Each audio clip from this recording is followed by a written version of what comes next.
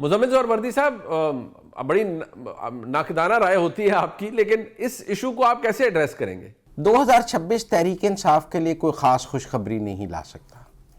مجھے تحریک انصاف کے لیے 2026 میں کیا عمران خان کی رہائی ممکن ہے؟ مجھے نہیں نظر آتا کہ 2026 عمران خان کی رہائی کا سال ہو سکتا ہے۔ مجھے نہیں لگتا کہ تحریک انصاف کے جن لوگوں کو سزائیں ہوئی ہیں وہ دیگر لوگ بھی وہ کوئی جیلوں سے باہر آ جائیں گے 2026 میں، مجھے نہیں لگتا۔ مجھے 2026 میں تحریک انصاف کے لیے مزید مشکلات میں اضافہ نظر آتا ہے۔ مجھے 2026 میں تحریک انصاف کے لوگوں کے لیے مزید سزائیں نظر آتی ہیں۔ مجھے 2026 میں عمران خان کے لیے مزید سزائیں نظر آتی ہیں۔ مجھے 2026 میں تحریک انصاف اور عمران خان کے لیے سیاسی مشکلات میں اضافہ نظر آتا ہے۔ مجھے ان کے لیے سیاسی تنہائی میں اضافہ نظر آتا ہے۔ مجھے کوئی حالات کی بہتری نظر نہیں آتی ہے۔ اگر تحریک انصاف کوشش بھی کرے تو شاید حالات اب اس نہج پہ پہنچ گئے ہیں کہ وہ اس کو ٹھیک نہیں کر سکتے۔ مریم ایمن صاحب، آپ اس کو اسی نظر سے دیکھیں گی یا آپ کا تجزیہ مختلف ہے؟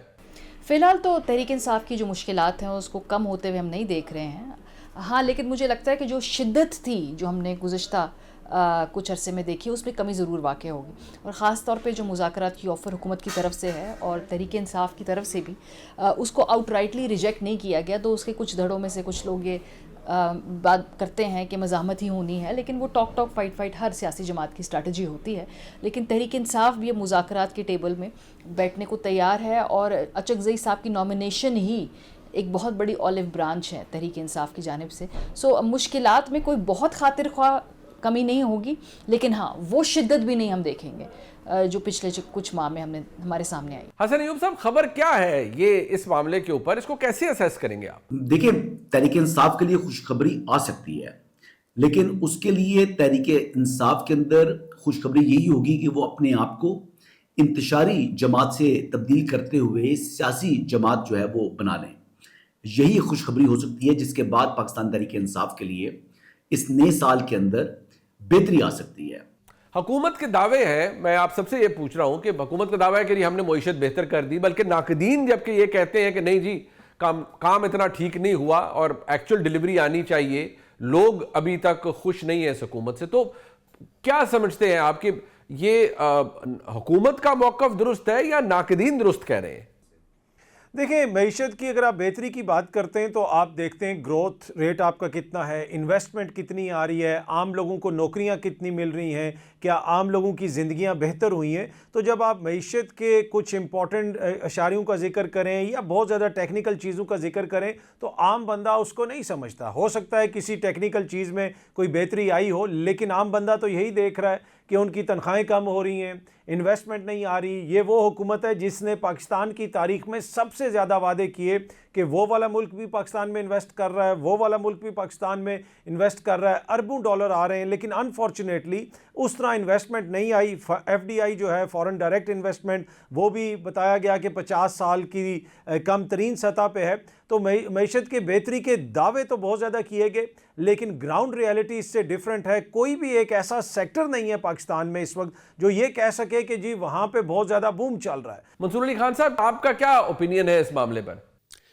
دیکھیں، میرے خیال میں یہ تھوڑی سی نا اپس اینڈ ڈاؤنز ہیں۔ میں یہ نہیں کہتا کہ جناب معیشت جو ہے وہ ٹوٹلی ٹریک کے اوپر آ گئی، اور میں یہ بھی نہیں کہتا کہ جناب بالکل ڈیریل ہو گئی ہے۔ مطلب مثال کے طور پہ you have to give this کہ آج سے 2-2.5 سال پہلے جس طرح ڈیفالٹ کی باتیں ہو رہی تھی، ڈیفالٹ ہونے لگا ہے، ڈیفالٹ ہو جائے گا، ملک بینک کرپٹ ہونے لگا ہے، آپ کی ایل سیز نہیں کھل سکیں گی، بینکس آپ کی گارنٹیز نہیں دیں گے، امپورٹس جو ہیں وہ آپ کی سفر کریں گی، ڈالر جو ہے وہ آپ دیکھیے گا 400 پہ چلا جائے گا، 500 پہ چلا جائے گا۔ اس قسم کی باتیں آج سے 2-2.5 سال پہلے ہو رہی تھی، وہ نہیں ہوا۔ ڈالر کے بارے میں مطلب یہی ڈالر جو ہے وہ ہم نے اوپن مارکیٹ کے اندر 330-340 روپے کے اوپر ٹریڈ ہوتا ہوا دیکھا ہے، لیکن اس کے بعد اس کے اندر یہ ڈراپ آیا اور تقریباً کوئی 40-50 روپے کا اب تک جو ہے وہ ڈراپ ہے، اور وہیں پہ آ کے کھڑا ہوا ہے ڈالر۔ مطلب 278 سے لے کے 283 کے بریکٹ کے اندر اس وقت گھوم رہا ہے۔ اسٹاک مارکیٹ آپ کی تقریباً اب 2.25 لاکھ پوائنٹس جو ہے وہ کراس کر چکی ہے۔ یہ تو وہ گڈ افیکٹس ہیں۔ پی آئی اے کی پرائیویٹائزیشن جو ہے جو پچھلے 10 سال سے پینڈنگ تھی وہ آپ نے کر لی، وہ ہو گئی ہے۔ ظاہری بات ہے کویسچن اس کے اوپر ہے، فور اور اگینسٹ کی اس پہ ڈبیٹ چل رہی ہے. لیکن ورینگ سائنز یہاں پہ ہیں, وہ آپ کا بڑھتا ہوا سرکولر ڈیٹ ہے, وہ ویسے کا ویسے بھی آپ کو تنگ کر رہا ہے, وہ پچھلی حکومتوں میں بھی کر رہا تھا, اب بھی کر رہا ہے, بلون ہوتا جا رہا ہے, بڑھتا جا رہا ہے, وہ آپ کو تنگ کر رہا ہے. اس کے علاوہ مطلب فورن ڈائریکٹ انویسٹمنٹس کے معاملات جو ہیں, بہت سے جو ہے وہ آپ لوگوں نے جا کے مختلف قسم کے معاہدے وغیرہ جو ہے وہ سائن کیے. یہ بتایا گیا جناب اتنے $بلین کی انویسٹمنٹس پاکستان کے اندر جو ہے وہ آنے لگی. That is not happening up till now. Donald Trump نے یہ کہا کہ جناب تیل کے کنویں کے ذخائر جو ہے وہ ہمیں مل چکے ہیں, اور آپ دیکھیے گا اب ہم بہت بڑی انویسٹمنٹس کرنے جا رہے ہیں. Where are those oil reserves? نہیں ہیں, فی الحال کہیں نظر نہیں آ رہے. سو کچھ جگہوں کے اوپر اچھائیاں ہیں, کچھ جگہوں کے اوپر برائیاں ہیں. سو اوور آل ایک مکس بیگ ہے معیشت کے حوالے سے. غریدہ فاروقی صاحبہ, آپ کی انفارمیشن کیا ہے؟ جہاں تک حکومت کا یہ دعویٰ ہے کہ معیشت انہوں نے ٹھیک کر لی ہے, تو جو میکرو اکنامک فگرز ہیں یا جو میکرو اکنامک اسٹیٹسٹکس ہیں یا جو بھی ہمیں آثار نظر آتے ہیں, وہ کم از کم اس چیز کو ویلیڈیٹ کرتے ہوئے نظر آتے ہیں. لیکن دوسری جانب ہم دیکھیں بے روزگاری بڑھ رہی ہے, مہنگائی میں پھر ہلکے اضافہ ہو رہا ہے, اور اگر اسٹیٹک ہو بھی گئی ہے مہنگائی تو کم از کم نہیں ہو رہی ہے. اب حکومت اسی کو اپنا سب سے بڑا ایک کارنامہ انجام دے رہی ہے کہ جی مہنگائی ہمارے دور میں بڑھ نہیں رہی. تو اگر بڑھ نہیں رہی تو کم بھی تو نہیں ہو رہی. تو یہ بھی تو ایک چارج شیٹ آپ کی حکومت کے اوپر ہے. ہونا تو یہ چاہیے کہ مہنگائی میں کمی ہو, لیکن وہ ہمیں ہوتا ہوا نظر نہیں آ رہا. باوجود اس کے کہ انٹرسٹ ریٹ کم کر دیا گیا, ایکسپورٹس نہیں بڑھ رہی ہیں, انڈسٹریز بند ہو رہی ہیں, ملز بند ہو رہی ہیں, لوگوں کے پاس روزگار نہیں ہے. ہاں ایک چیز, نئے سال کے آغاز پہ حکومت نے ایک اچھا کام کیا عوام کے لیے, پیٹرول کی قیمت میں کمی کر دی $11 کی.